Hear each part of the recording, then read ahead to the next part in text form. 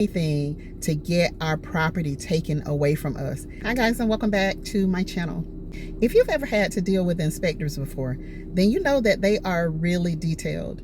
And one of the issues that we ran into on our homestead was that we were turning a shed into a house. And being that the county is pretty lenient compared to most counties, especially compared to bigger places, we didn't understand that there's certain keywords that they will really hang on.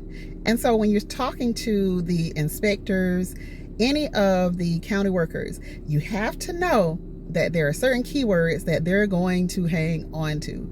And so if you use words that are great to you, but they're not technically accurate, you can call some attention to yourself that you really do not want. We were sitting in one of the county offices and we were discussing our shed to home and how we were proceeding with the shed to home, only to get the brakes put on us because our county would not recognize our shed to home as being a livable structure unless we totally redid it and underwent some very specific redesign measures. At the time, we had proceeded with adding water, with adding sewage, since we already had a septic tank. We just connected to the septic tank. And at the time, we thought that was okay until we talked to one of the inspectors. We had a couple of questions in regards to our shed to home build. We were talking to two people. One of them was an inspector, one was like an administrative assistant or something like that. We had to assure the inspector that, hey, we're going to go ahead and disconnect because we're bringing a permanent structure in. We're going to go ahead and disconnect as soon as we get back to the property. The administrative assistant started to kind of look a little strange, something like, I knew she was going to say something, but I didn't expect her to say it in front of the inspector. And so we had a nice discussion trying to figure out exactly how we could do what we could do and still be in compliance with the county. Once we get everything straightened out, the administrative assistant spoke up. Oh, Lord. And she goes, well, if I were you, I would just reconnect it after the inspection is done. And I said all of that to say to everyone else who has that same idea about just disregarding the rules that are set in place in the counties that have these restrictions. Don't do it. Let me tell you why. One of the things that we asked about on our property was if we could start an RV park and what would be required. Because we're about a quarter mile down the graded road, we weren't able to do that. So everybody has these great ideas about just disregard the county. Don't worry about the county. Don't put them in your business. Don't tell them anything.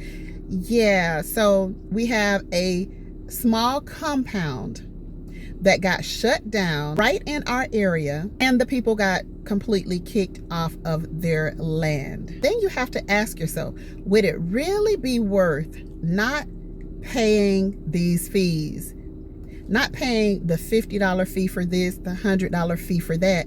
Would it really be worth putting your entire property in jeopardy?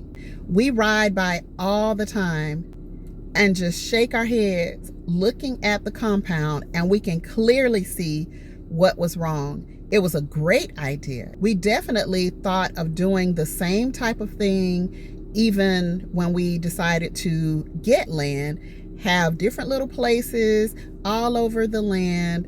We could be right there together with them. But people, you can't just disregard what the county is saying to you.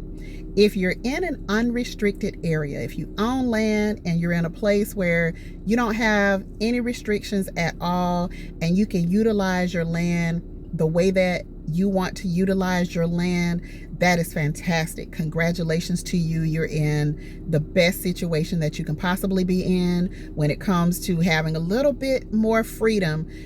But if you're in an area where you have to follow these rules, these county rules, it is not worth you losing your entire property. I don't know how much acreage they had right there, but I could count about 7 to 8 tiny homes on that property, and now they're just falling apart because they were kicked off of the land. Code enforcement is real. The snitch button is real. Some people in life, they're able to just skate by. They're able to just get away and do whatever they want. Nobody questions them. Nobody comes to check on them. Nobody worries about them. Nobody causes trouble for them. And they can go through life just like that, do whatever they want, break whatever rules they want. But when the eyes are on you, you better follow these rules if you want to keep your land. There are some things that you can do that will get you kicked off of your land. Those fines are hefty. When you do certain things, when you break certain rules, if the EPA has to come in because of some stuff that you've done that you know good and well that you're not supposed to be doing, and you get kicked off your land, that's just not a good situation to be in. If you are looking to buy land, go ahead and do your residential development plans. Most of the times they're not very expensive in certain places. Get your permits. The permits, I was looking at the cost of the permits, and a lot of people were like, oh, these permits are so expensive. They're so expensive compared to the investment that you make in your land. Those fees are not expensive at all, and you definitely don't want to be like these people. I'm going to try to put either a picture or a video clip in the property with the tiny homes just sitting there going to waste.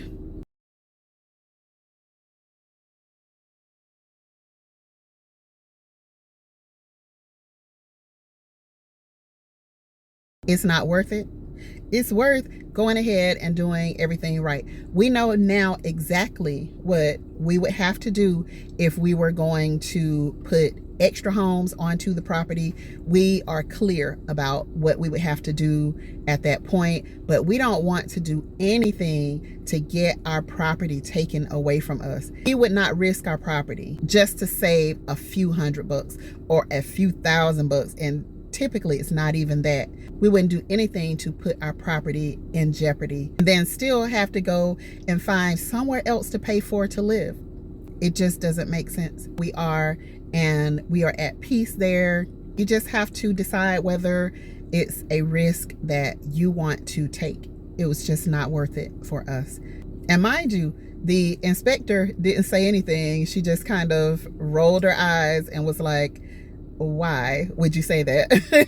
Very kind. She was very nice. We brought her back out actually to do a re-inspection on something, which cost us another $55. But guess what? We got her stamp. We got the letter saying that we're all good. That carried on to the next department that we had to deal with. Once they got our letter, they knew that everything was fine with this inspection, that inspection. If they feel like you're trying to get over, then guess what? They're going to have code compliance coming after you. And they already have to come out if somebody hits the snitch button. So just keep those things in mind as you're going through your land purchasing journey.